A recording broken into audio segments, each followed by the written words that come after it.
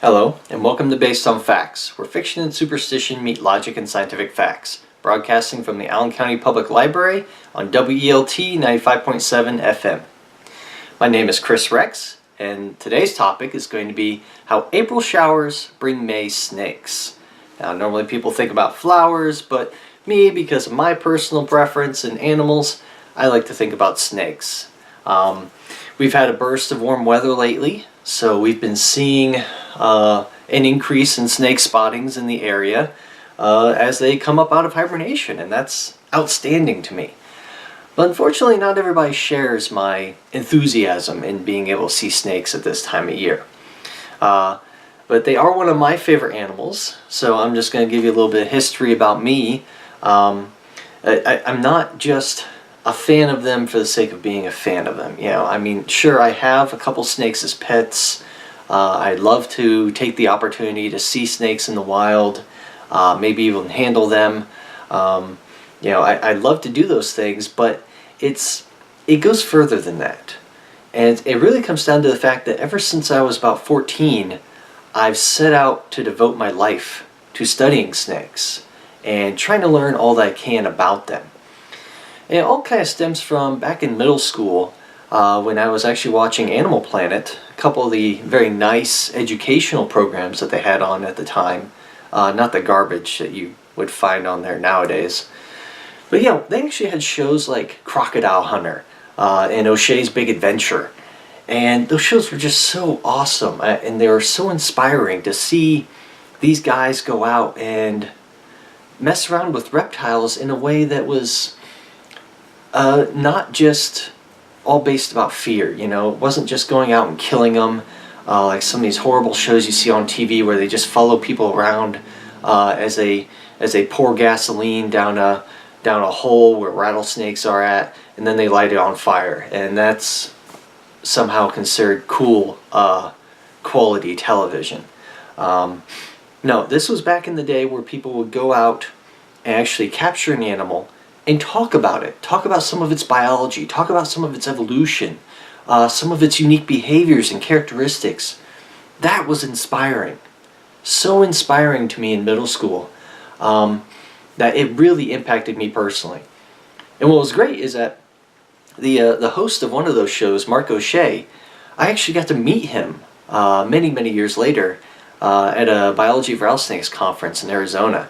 And that was awesome for me to be able to finally meet one of the people that really impacted my life in a very, very serious way. Now, unfortunately, Steve Irwin was killed by a stingray, so I never got to meet him. But you know what? It's great to at least meet one of the people that really inspired me when I was a young boy. What was neat is that all that inspiration during middle school kind of started changing the way that I viewed snakes. Before, when I was growing up, I'd always seen them as basically these weird sticks that were hiding, blending in perfectly with the grass, and this stick would all of a sudden move when you got near it. And that was kind of terrifying for a child, to sit there and just see something out of the peripheral vision and be like, oh, okay, that's just a stick on the ground, whatever. And then you walk and all of a sudden it slithers away and you're like, oh my gosh, what was that? That's crazy. But it started changing my moods. I'm like, well, if these guys feel so comfortable around snakes, maybe I can be comfortable around snakes finally. And so I took the opportunity during my freshman biology class in high school to go out to a school pond where we were making some observations about nature, ecology, things of that nature. And there were a lot of garter snakes around that pond. And people were just spotting them left and right. And so I finally got up the courage to pick up one of these garter snakes. And something incredible happened. It was almost a scene straight out of a movie, to where you have this light shine down from the heavens. You have a choir singing. There was just this incredible feeling of, oh my gosh, this is the most beautiful animal I've ever seen in my life. It's taken me this long to bring it this close to me, to be able to feel it, to be able to look at it, just see the incredible detail in its scales, see how beautiful the face is. It's just all these incredible things. I was stunned. Now, would my opinion of snakes have been scarred a little bit had that first snake bitten me? Maybe. I can't predict that. Luckily, the snake that I did pick up was pretty nice. He was a passive individual. I think the most he did was musk me, just essentially just releasing a fluid that's very, very smelly.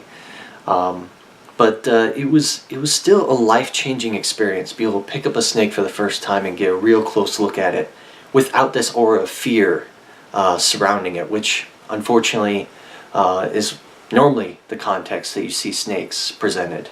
And so that was just awesome. That was an absolute life-changing experience, because from that point on, I decided to devote all of my time and effort to discovering as much as I could about snakes.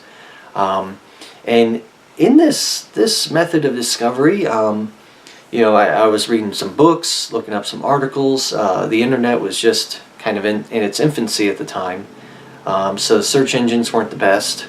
There weren't nearly as many articles online or resources online to learn about snakes. So really it came down to looking at book resources and purchasing as many snake books as I could, reading through them, learning every part of their biology, their evolution, everything that's just so cool about snakes.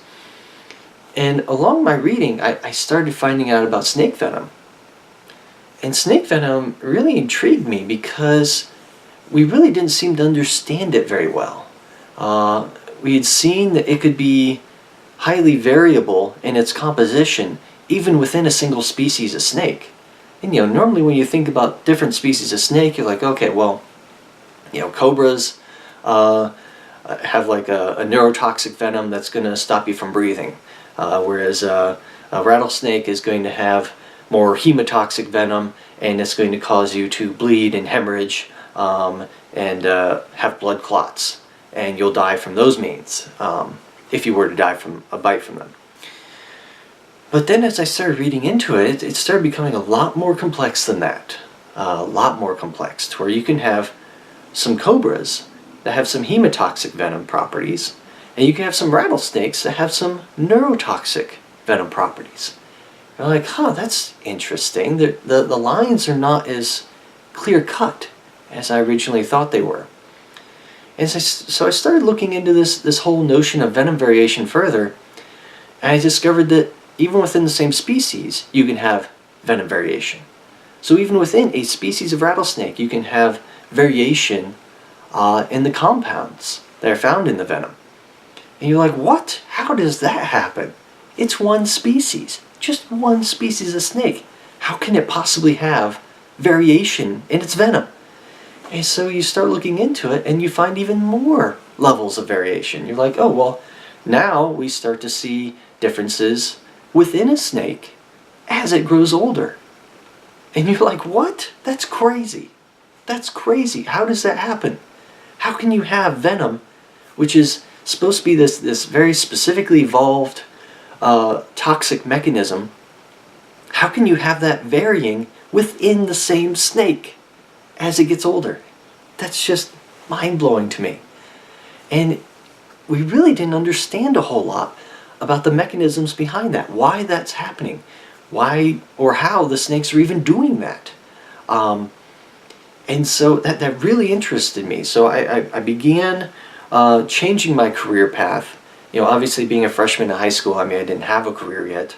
But classically, as I was growing up, I'd always considered myself very, very good with computers. In fact, I still am. And so I always figured I would just be, a computer science major in college once I graduated high school, and go off to get some computer job.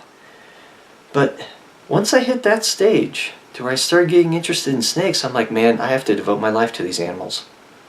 And so obviously first I was thinking, okay, I need to be a zoologist. Zoologists are the ones that work with animals. So clearly I need to be a zoologist. Cool. But then once I started learning about venom, I'm like, oh my gosh, I need to become good with understanding biochemistry. because that's essentially studying how the venom works and trying to relate it back to how the snake even produces the venom. So I'm going to need a lot of biology and a lot of chemistry in my future in order to really do what I want to do, which is venom research, snake venom research. And so at that point, I'm like, well, cool. I've narrowed it down, by sophomore year of high school. I narrowed it down. I'm going to be graduating from high school. I'm going to have to go off, get a zoology degree, and get a biochemistry degree. Boom. Then I can live my life the way that I want it. Be able to do the research that I want to do. And so that's cool. Figured everything out at that point. And so then I just kind of started trying to spread the knowledge that I had gained. With all my hours spent poring over books, researching articles and stuff, I felt pretty confident in being able to educate others about snakes. And so that's what got me thinking, well, I've always been kind of more introverted, a little bit shy, so to speak, as I was growing up, and there were a number of different reasons for that. And a lot of the time it just came down to I really didn't have anything to say. I mean, I just kind of sat there and absorbed as much information as I could from all my classes, and I went from there. But then I reached this point where I'm really, really passionate about something, like snakes. And then I want to educate others about snakes as well, and help them reach the same level of understanding and respect for these animals that I have. Maybe not necessarily the love. It's really hard to convince people to love snakes, and I understand that. That's okay. But if I can at least get them to understand and respect the animals a little more, to not be so willing to take a shovel to their head, so to speak. If I can at least do that, then I would feel like I would accomplish something great in this world. And so what I did, even at the age of 15, I started going around and doing snake presentations. Now at first I would just use like garter snakes I would pick up once again from the school pond or something. There was this one fall that I picked up a very large female, the largest garter snake I'd ever caught at the time. She was just shy of 3 feet long, and she was really fat. I'm like, wow, this is a really fat snake. And so sure enough, I ended up going on a trip during the fall to go see a Statue of Liberty. And my mom was gracious enough to watch after this snake. She didn't have a problem with snakes. She grew up with snakes. She was kind of an outdoorsy, tomboyish type, so to speak. And snakes really didn't bother her. So she was fine taking care of this snake while I went with my dad. My parents were divorced. While I went with my dad off to see the Statue of Liberty. And while I'm there in New Jersey, I get this phone call from my mom. And she's like, hey, you know that garter snake you're having me watch? I'm like, yeah. She's like, well, she's a lot skinnier now. I'm like, okay. And she's like, yeah, there are 50 baby garter snakes in here now. I'm like, oh my gosh. Whew.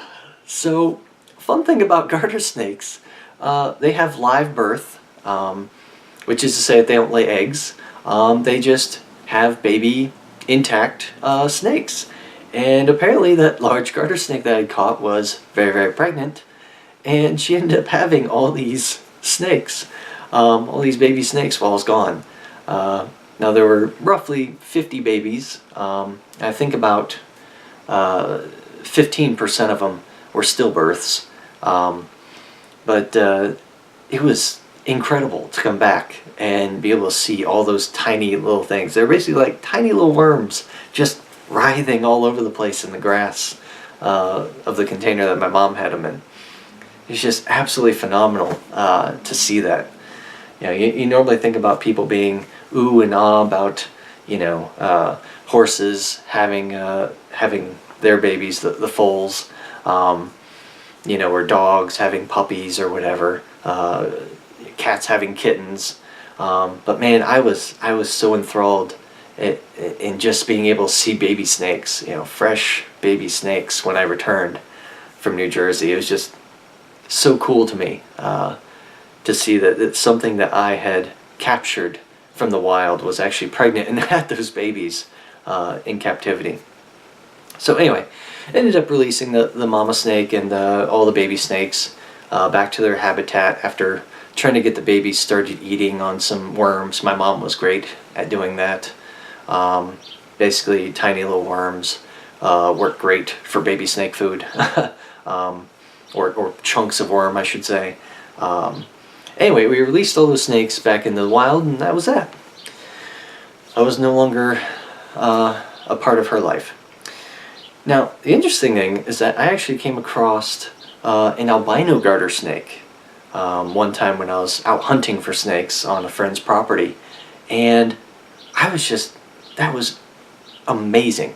Being able to find an albino anything in the wild is incredibly rare. Okay, albinism is a rare genetic condition that basically is kind of where it disables the color producing cells in the skin.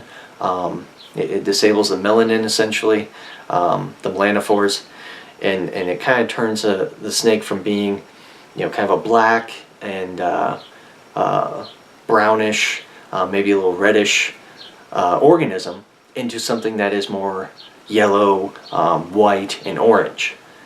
And it's just, they're so vibrant, and their eyes are pink. They're almost like hot pink color. And it was such a cool snake. And I had this snake for a long time. I would say probably about 9 months. I was able to keep this snake. And until, unfortunately, my sister ended up not shutting the lid on the tank, and it escaped and was never seen again. But this snake, I loved this snake because at that point I had something great to use in my educational presentations. So I would take that snake and I would take it to my classes that I was taking in high school, at the ripe age of 15, going around to classes, doing educational presentations, trying to relate snakes to whatever the topic may be of the class. I even did it for my math class, my gym class, just because we were able to actually find one out while we were doing physical activities. But this albino snake was just so awesome to show off, and so I went to various classes and showed off this snake during those 9 months. Come around to when I got age 16, I got a very unique birthday present. Normally when people think about their sweet 16 birthday present, you think about, getting very unique items that are a little pricier and such, just to kind of celebrate you being in your prime, so to speak, in high school. And my sweet 16 birthday present just so happened to be a snake of my own. As opposed to all the wild snakes I was capturing and using for educational presentations and releasing them, I actually got a snake to call my own. And this was a ball python. It was about 4.5 feet long. She's been a part of my life for the past, ever since then, essentially. And the great thing about ball pythons is that that's as big as they get. They only get to be about 5 or 6 feet long. And this snake was already 4.5 feet long. And so she was perfect. She was so perfect in so many ways. Ball pythons are constrictors. They're not venomous or dangerous at all from that perspective. So it was awesome to get the perfect educational tool at age 16. And so at that point I started expanding my educational presentations to being feeding demonstrations. Because she's a constrictor and because she was fairly large, she was probably about 6 pounds at that point, I actually was able to feed her a live rat in front of an entire audience. And she was so well behaved. She loved hanging around people, she loved interacting with people, and you know what? She didn't get stage fright. Every single time that I have taken her in front of a crowd and tried to feed her a rat, she has fed. She has eaten that rat, she has grabbed it, wrapped around it, constricted it, and then swallowed it whole. And she's done it on cue every time, and I love that. Such a great educational tool. Just because she is so friendly, she is not afraid of humans, she's perfectly comfortable around them. And it really helps people understand that snakes are not these, as Steve Irwin would say, evil, ugly monsters that are out to kill you. You know, they're these very amazing animals that are just doing what they do. And I lucked out in being able to get one for my 16th birthday that was very, very friendly and really enabled me to try to go out and show people the real side of snakes so they wouldn't be afraid of them. And so that brings us around to what we were originally kind of talking about. Just kind of looking at why people fear these things. And actually, let me take an aside real quick, just to finish my original story. At that point, you know, I was doing educational presentations for the rest of my high school career. I graduated. I then ended up going to Ball State University here in Indiana because they were the only place in the state that had a zoology degree. Who would have thunk that? Crazy. Got my zoology degree, obviously got my biochemistry degree, Bachelor of Science, and I decided to tack on ecology all along the way too. So got my triple degree or whatever, and from that point I was able to go to actually doing what I wanted to do. I'm like, alright, cool, I got my zoology degree, I got my biochemistry degree, let's go ahead and do some snake venom research. And the more I started researching it, I was like, well, seems that you really kind of need a master's to be able to do this stuff. I'm like, alright, cool. So got in touch with a few snake experts, and they all forwarded me in one direction. They said, hey, you want to study snake venom variation? That's great. Go out to this guy, Steve Mackesy, out in Colorado. Do your master's with him. You'll be able to do what you want to do. You'll learn a lot from him. Go for it. And so that's what I did. I went out there and learned all I could from Steve Mackesy while getting my master's in biology from the University of Northern Colorado. And boom, I was in heaven. I was able to do what I wanted to do, not only studying snake venom, but I was also able to take care of snakes on a regular basis. He had a very nice animal facility there, 120 dangerous snakes, highly venomous, highly rare in some cases, and it was just an awesome experience. I loved being able to show people that snake room. Just be like, you know what, every time I walk into this room, it's heaven to me. I love being surrounded by all these animals. I love being a part of this process of discovery. And that was what was really cool about some of Mackesy's research, is that he was one of the few people in the world that were trying to look at the different compounds in snake venom, tear them apart, separate them from each other, characterize them, and see if they had any activity against cancer cells. And he's actually gotten a number of grants to do such research. And he's just recently been publishing some papers on it. They're really very nice. So that's really cool, being a part of that process from the ground floor, because normally when you talk about snake venom, people are just like, oh, well, you trying to make anti-venom? It's like, no. We're trying to go towards the future. And the future is drugs to help the human condition. And that's something that normally people don't know too much about. And obviously the big thing here as far as human ailments is cancer. So it's great to see us trying to figure out ways that snake venom can help us treat cancer, essentially. Anyway, what I did there, as far as my particular research, I was looking at the effects of captivity and season on venom composition. And once you know it, within an individual snake, if you bring it from the wild into captivity, its venom changes. In very subtle ways, but there are changes. And it's really the first time anybody's really seen that level of detail, the fine level of detail that I used in my study. First time that anybody's really seen that. Normally they use these very crude methods and they don't necessarily get the best information. But I used these very specific enzyme assays. I was able to get very good results that are very, very explicit and very definitive in saying that, hey, there are changes happening in the venom. So we can start to think about, well, what happens if we take snakes from the wild, bring them to captivity, and then raise them up on a diet of rats or mice?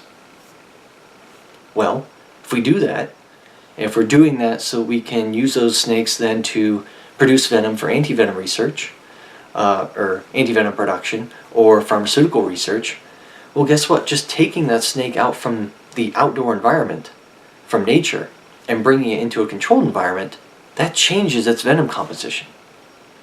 So there may be some things that we are missing. We may be producing antivenom that's less effective just because we're not taking venom from the wild snakes. And it's the wild snakes that are biting people, more often than not.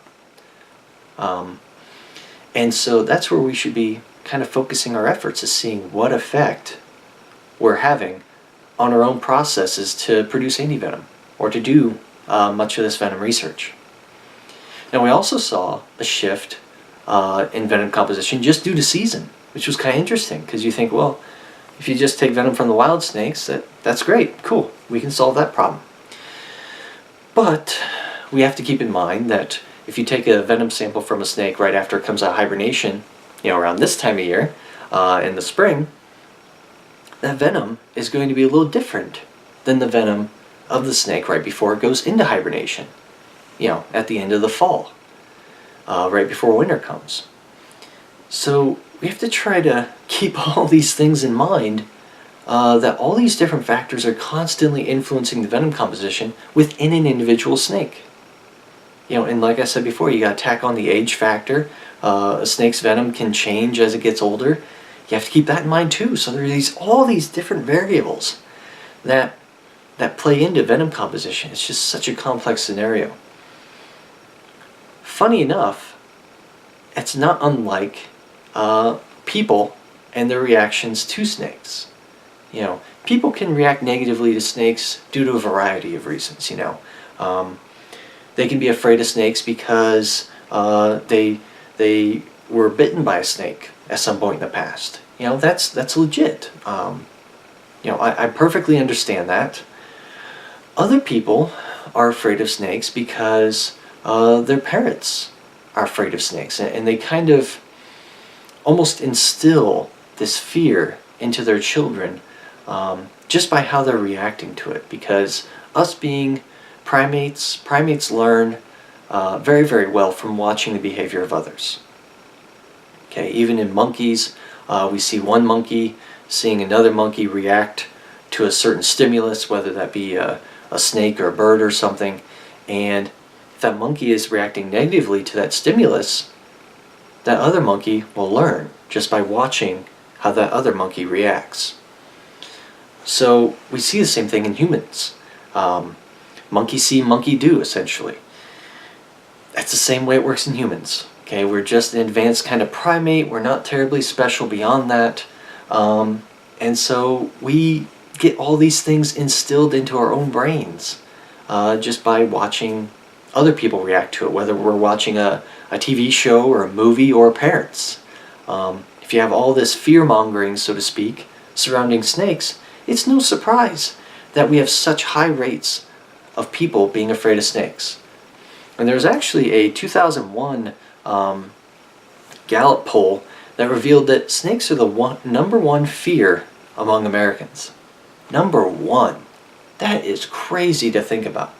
There's actually 62% of women that are afraid of snakes, and 38% of men. Now, I'm not downgrading, not downgrading, but I'm not insulting that study. I'm sure that study was very, very good. But I find it kind of interesting seeing those numbers, because with all the educational presentations I have done, since coming back to Indiana, I've expanded to not only schools, like high schools, middle schools, but I've expanded it to state parks, and even Science Central here in town. And what I've noticed is I tend to notice, honestly, more men than women, at least in this part of the world, in Indiana. that are afraid of snakes, and I'm kind of surprised that the poll only reported 38% of men, because I've seen a lot of men be very, very terrified. Even if this is like this big, like 350-pound guy that can bench press me, and without any problem. He was in the military, like a Marine or something. I've seen these guys like crumble to their knees and act like little schoolgirls, no offense intended, and act like a like a fearful little child, essentially. And they would be brought to their knees by a snake. Okay, something as inoffensive as a snake. It kind of blows my mind, actually. Just kind of thinking about how much the fear of snakes can really paralyze somebody, and how snake phobia, so to speak, can kind of develop into this very, very powerful force that can bring anyone down to their most, essential of needs to survive, essentially, and just completely break down their body in the process. So it's kind of fascinating to me. Now what's interesting is when we go to try to really analyze how and why so many people fear snakes, we start to see that, well, we are very, very good at spotting snakes. Okay, there was this study in 2008 called Detecting the Snake in the Grass. And this study basically tested how long it took the test subjects, the people, how long it took them to spot a snake in a picture of random other stuff. Okay, and it turns out that they spotted snakes a lot more easier than they did spot other types of things, like cats or dogs, other things that are relatively inoffensive, really. And so what we see is some sort of evolutionary predisposition towards us being able to spot snakes. Now, when they tried to take it one step further and see, oh, well, do we instinctively fear snakes then?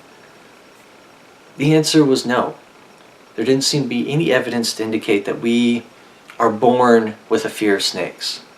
Now, obviously, those with a really strong snake phobia, phobias are real, and those can be very, very powerful. So we're ignoring that. Okay, that does happen in a very small percentage of the population. We're talking about the rest of the population. The average of like 51% of the population that actually fears snakes in a way that doesn't completely shut down their whole body. And so in those people, it appears that fear is actually learned. And it's learned through the ways that kind of mentioned before, because they see it in the media, because they see it from their parents, they see it in movies. Unfortunately, religion even comes into this. A number of religions, including Christianity, kind of portray snakes as being either the devil or influenced by the devil or one of the devil's servants, something that is drawing you to the dark side, so to speak. And so snakes are not really portrayed very well in a number of aspects. And so once again, it's not surprising that we have so many people afraid of snakes. Now, here in Indiana, if we kind of bring it back to the notion that it's coming back around to the time of year where we get to see snakes in the wilds of Indiana, there are 39 taxa, or species and subspecies of snakes here in Indiana. And here in Allen County, in particular, we have about 14. Okay, so about a third of all the taxa here in Indiana. So that's kind of cool. We have a decent deal of diversity here in snakes. And if we break those guys down, we can see that one of those snakes that's in this region of Indiana, maybe not necessarily in Allen County, but definitely in the surrounding area, one of those snakes is front-fanged venomous. Now that's a very dangerous snake. That should not be messed with at all. 11 of these snakes are rear-fanged venomous. Now these are actually pretty harmless. Those comprise most of the snakes that you're going to see on a regular basis. And then 2 of these snakes are non-venomous, which is to say that they are harmless, completely harmless, actually. But none of these snakes are poisonous. And so I brought up a couple things here, calling some of these front-fanged and rear-fanged venomous and poisonous. So we're going to kind of break down some of those terms for you. First off, I'd like to address the poison and venom thing. Now, it may seem a little nitpicky, maybe I'm being a little, particular about these terms, but it is very, very important to distinguish these 2 things. Okay, it's like the difference between a car and a truck. All right, you think about a truck, you think about, oh, it's going to have an open flatbed in the back that you can literally put anything in. But generally speaking, it's only going to seat 2 people. Maybe if you have an extended cab, it'll seat 2 small people in addition to that, like maybe some children or smaller adults. But generally speaking, we're talking about 2-seater, a 2-seater with a bed in the back. When you think about a car, you're generally talking about something like a 4-door sedan or something. Something that can seat 4 people. You have a covered, protected trunk space, and you don't generally have 4-wheel drive, whereas a lot of trucks have the ability to do 4-wheel drive. And trucks have towing capacity that's actually pretty sufficient, whereas cars generally don't have enough power to do much towing. So we see these differences that, yeah, both cars and trucks are vehicles. As such, they have a number of similarities, but they have some very, very important functional differences. It's much more difficult to take groceries home with a pickup truck than it is to take groceries home with a car. Unless you have a cap for the back of your pickup truck, your groceries could get wet. They could fly out. Whereas if you have a car, well, you have a covered trunk, you have seats in the back that you can fill with groceries. Very, very functional differences that are very important between cars and trucks. And so that's why we try to separate venom and poison from each other, because they're similar in that they're really both toxins that are used by organisms against other organisms. So, okay, they're toxins. What's a toxin? Well, toxin is essentially just some sort of chemical compound that's either created by the organism or utilized by the organism for some specific purpose. Okay, we can consider them as chemical weapons for offense or as chemical deterrents for defensive purposes. As such, the toxins can enter your body via a variety of means. You can come in contact with a toxin, or a toxin can come in contact with an open wound, gain entry into your body that way. Since their skin is generally a pretty good barrier against these types of things. You obviously get toxins into your eyes, your nose, your mouth, or something like that.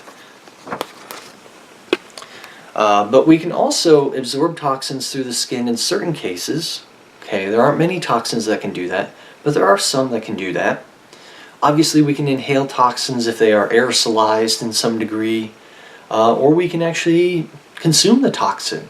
If you think about pufferfish, for instance, you sometimes see fugu or pufferfish poisoning, and this results from you eating one of these toxins. And so, when we start looking at it, we see a couple different ways that you can get toxins into your body. Another way that you can get toxins into your body is through some sort of physical method, such as a fang or a stinger. Okay, something that's actually trying to puncture your skin to create an opening to get that toxin into your body. So a lot of different ways all these toxins can enter your body. So then how do we distinguish exactly what is a poison versus what is a toxin? Well, poisons are going to be the toxins that protect an organism, typically, from being eaten by poisoning the predator that eats it. Now, obviously, this doesn't always work out so well for the organism that has the poison, as you know, sometimes it actually dies during this process. But what it tends to do is it tends to influence the creature that ate it. If the poison doesn't kill that creature, it will certainly make it sick and make it think twice about trying to eat that organism again. Alternatively, eating a poisonous creature can kill that organism and can start shaping the population of those predators towards individuals that don't have a predilection towards eating those poisonous prey items. Which is to say that if you have a gene that says, hey, this toad is food, and you're like a fox or something, and you go off and eat this toad and you die from it, well, guess what? That gene is now out of the gene pool. And so it starts to shape the evolution of predator populations towards animals that don't have a gene for eating toads, or that somehow learn from and change their behavior based on the poisonous toad that makes them sick. So either way, it basically protects the overall population of the poisonous prey items, even if they have to lose a few members of the population just to kind of teach the prey or the predators to leave them alone, essentially. So a few have to die for the sake of the rest of the population, essentially. But basically, this is just used as a passive defense. Okay, they're not really doing anything crazy other than just being toxic to eat, and so we consider those to be poisonous animals or poisonous organisms. So harmful to eat, but more often than not, these guys have a harmless bite. Okay, so whether we're talking about toads, whether we're talking about pufferfish, both of those are poisonous organisms. They don't typically bite you and inject any toxins. It's just if you eat them, you get sick. It's essentially the main distinction there. Now with venoms it's a little different because these guys have evolved in a way to help that animal acquire its prey. So that's where we can start to think about, oh, well, we need to inject this toxin using some sort of fang or stinger into this prey item to help subdue them in a way that makes them weak or actually kills them outright. And what that does is that allows the predator to feed upon that prey item much more safely without risking damage or injury from that prey item fighting for its life. So if you can just use your fang or your stinger to kind of inject that toxin in there and then be hands off and let him go around and become weak or die, well, that's great. That's a great advantage to you to be able to have that chemical weapon that you're just able to, boom, put in there and then allow him to go off and become weak enough to where you can eat him from a much more safe standpoint, essentially. Now, what's interesting when we start looking at venom is that sometimes these injected mechanisms can be used for defense. Okay, and that's where it comes into play with humans. When you're thinking about a rattlesnake uses its venom to acquire its prey, whether that be a mouse or a lizard, whatever. It's injecting venom into its prey to make it weak enough to eat without the snake having to risk injury to itself. But, as you well know, rattlesnakes can also bite us and do some significant harm to us in a way that can be fatal sometimes. And so we see this dichotomy here where poisons are strictly used for defense, but venoms can be used for offense and be used for defense. But in either case, that toxin, that venom compound, has to be injected using some sort of fang or stinger. Okay? So we can consume those venomous organisms. More often than not, we can consume them without any harm to us. And that simply comes down to the fact that venom compounds are easily broken down in the stomach. Okay? So honestly, you could probably take a sample of venom and drink it, provided you have no openings along your digestive tract, bleeding gums, things of that nature. Theoretically, you should be able to just take a shot of venom and, a shot glass worth of venom and drink it, and you should be fine. Theoretically speaking. Don't ever do that.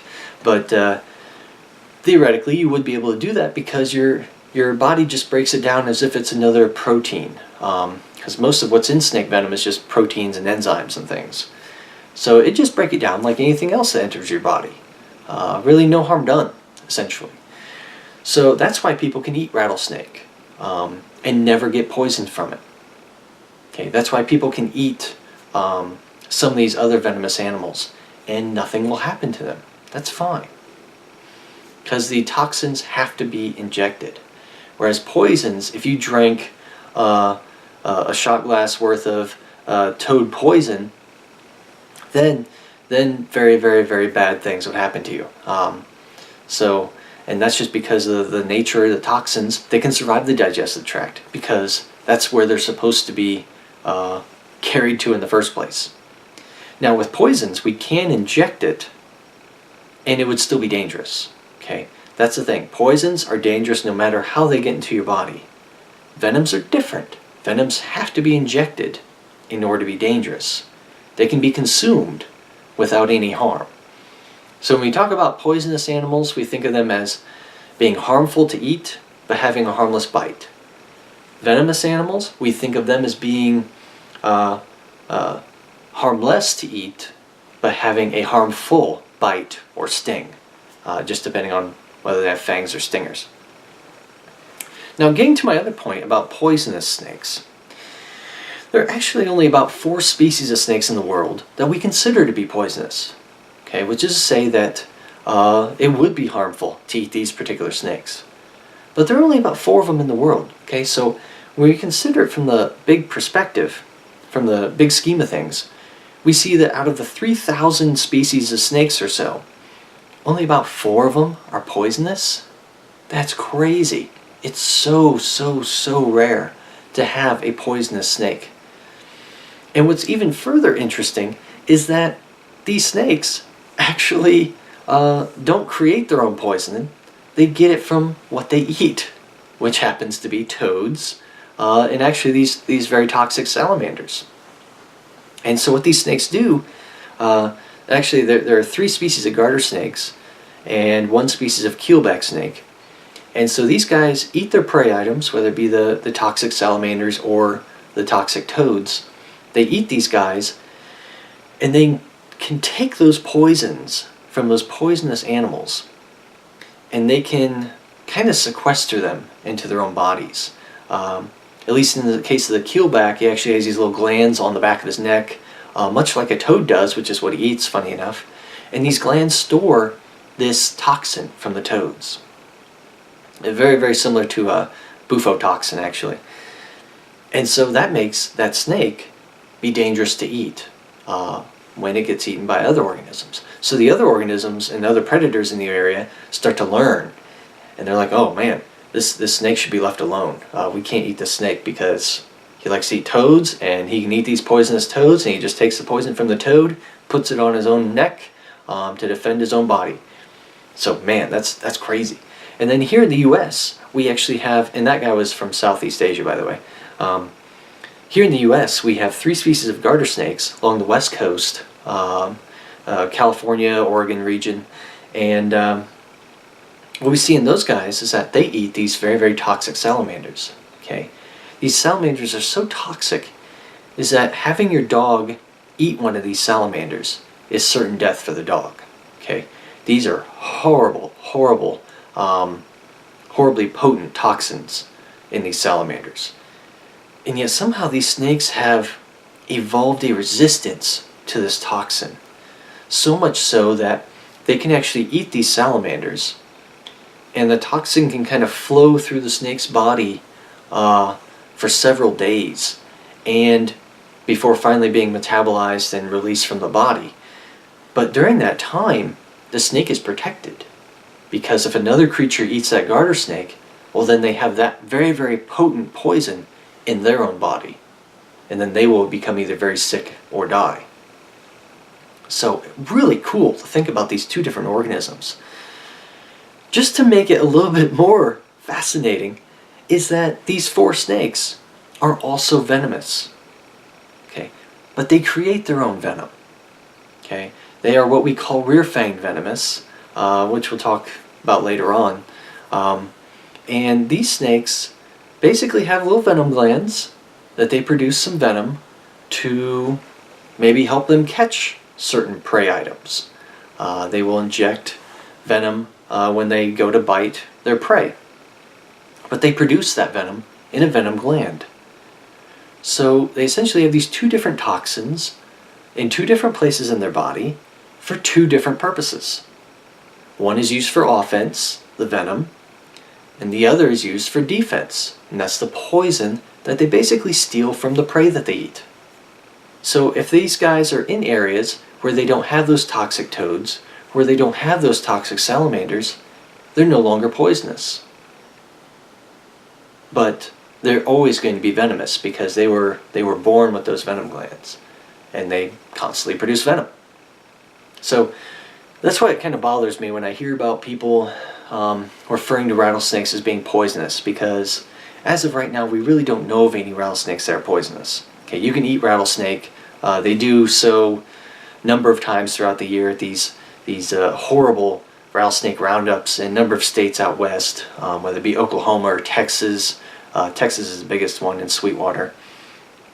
There are these horrible shows where they basically go out, round up these thousands of snakes, and then just butcher them. Literally just butcher them, strip them, skin them, behead them, and then they have all these like fun activities for everybody. You know, they bring in the children. You know, like a 5-year-old kid comes up, smears its hand in snake blood, and then puts a little bloody handprint on the wall.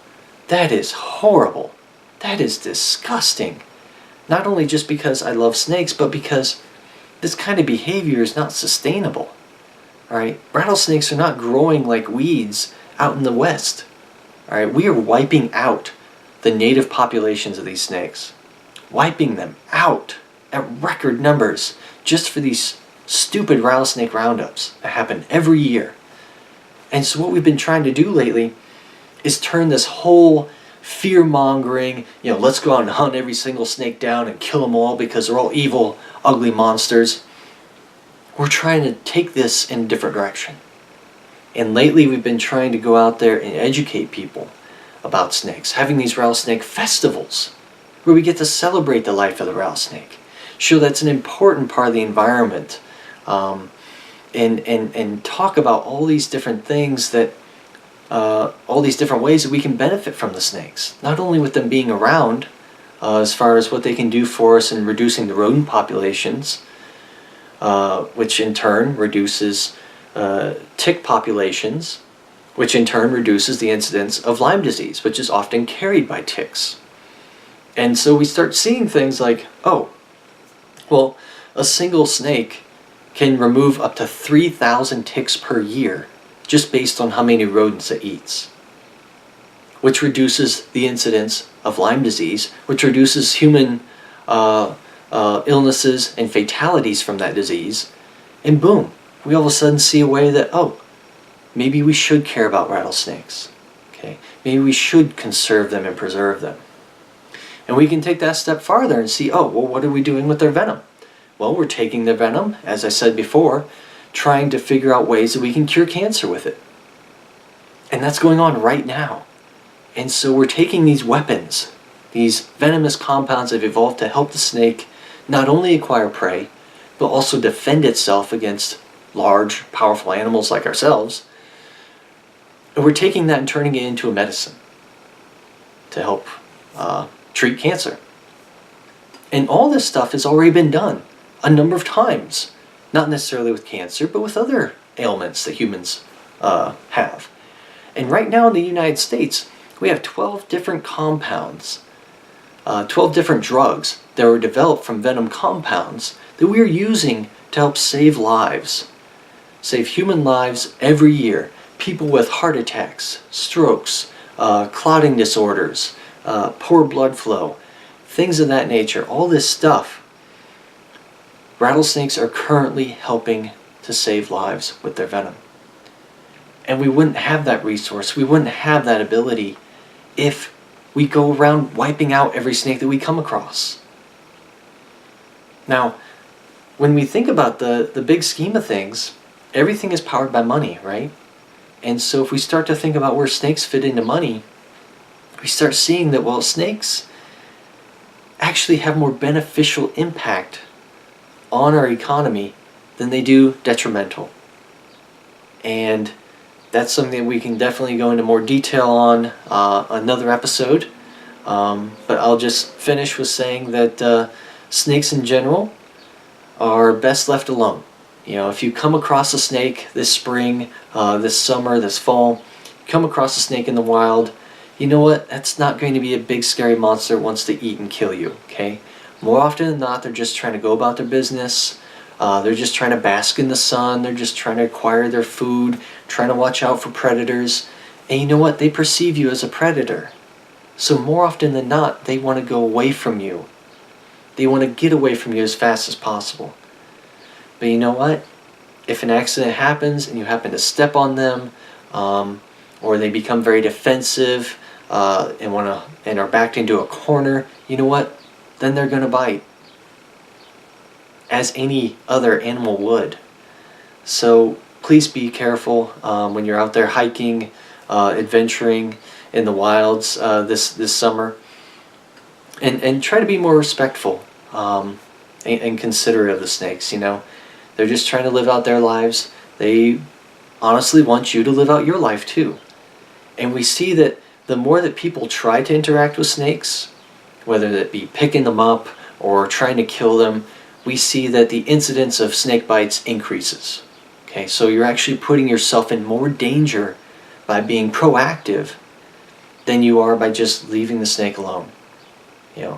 And we can get into some other topics here as far as, if you kill certain species of snake that are endangered, you can start incurring jail time or heavy fines. And there's been an increase in this lately, especially with social media. So if you come across a snake and you decide to kill it, well, guess what? You can actually get in legit trouble for that.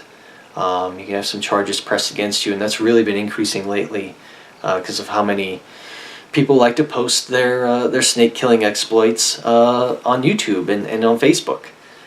And so we've actually had an increase in the amount of convictions for all these people. So thank you for listening. This has been an episode of Based on Facts. If you're ever interested in finding more of our episodes, you can find us on YouTube and Facebook just by typing in Based on Facts in the search bar. My name is Chris Rex. I hope you have a good day.